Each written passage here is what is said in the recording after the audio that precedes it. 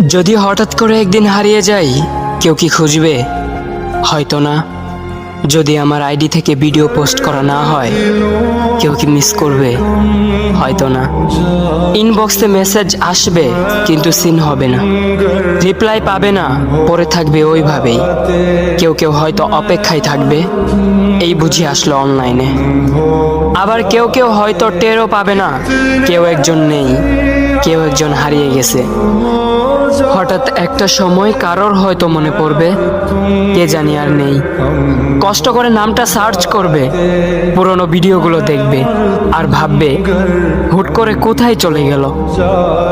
আবার কেউ কেউ হয়তো একদিন দুই দিন না পেয়ে ফ্রেন্ড লিস্ট থেকে আনফ্রেন্ড করে দেবে।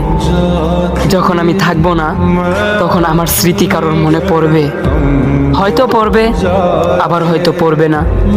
তবে হারাতে হবে, হারাতে হয়, হারিয়ে যাওয়াই নিয়ম।